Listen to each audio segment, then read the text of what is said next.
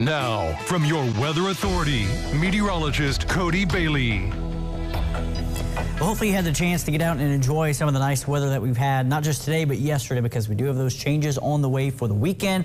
But you do have multiple opportunities, again, to enjoy humidity-free, comfortable conditions for early next week. But still a beautiful night continuing here. So take a live look outside from our Austin Holmes Tower camera out on the west side of Evansville. That's on the campus of USI, where we've seen pretty much wall-to-wall sunshine for today and a good amount from yesterday as well. Quiet conditions in Henderson as we look down on the US 41 strip, courtesy of our Heads Construction Tower camera, and another quiet scene on the east side of Evansville. That's our Diamond Valley Federal Credit Union Tower camera looking down from the top of Deaconess Gateway. Temperature-wise, we are cooling off pretty quickly in some locations, already down to 68 degrees now for Evansville after 75 the last hour. So a big jump now, or a big fall rather.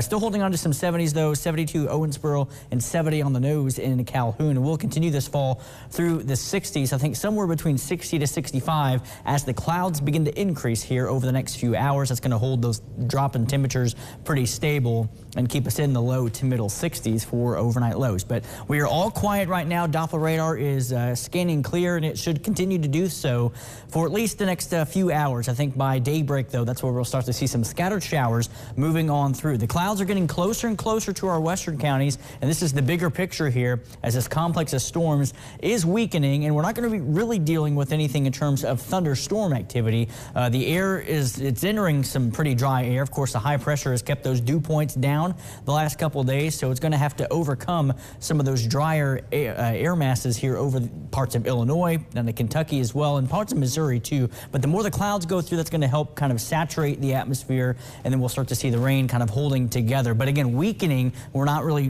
dealing with anything in terms of a thunderstorm activity, but it will be holding on to its own enough to give us some scattered showers that could be moderate in some locations. Not necessarily looking at a heavy rain event, but just enough to put a damper on some things for tomorrow morning, and then possibly as early as tomorrow evening. Still looks like it should be an overnight event into the early part of Sunday as well for really round number 2. So here's round number 1, though. By daybreak tomorrow morning, a few light showers over southern Illinois, and then moving right across the heart of the tri-state through the late morning to around midday. And then by the early afternoon, it shifts to the east, and we should stay dry for the rest of the afternoon. So any outdoor plans you have, if you can hold off until the afternoon, that looks to be the best bet. We can't rule out some spotty showers off and on through the evening, but the next best chance of rain will come later Saturday night into early Sunday morning. So here we are just after midnight, wave number 2 starting to unfold down to the south, and still looks like the best chance for heavy rain into Sunday morning will be across western Kentucky. But there's still some forecast guidance this evening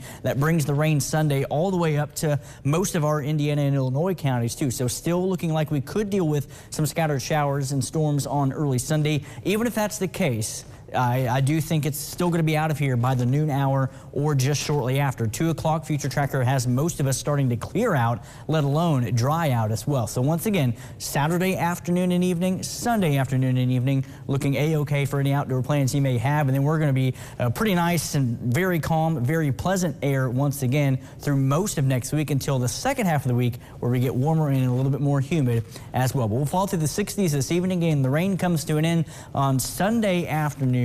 Will dry out in a very quiet 70 forecast all the way through the end of next week, where unfortunately summer makes its return. Upper 80s to near 90 with a little bit of humidity back in the forecast by next Friday.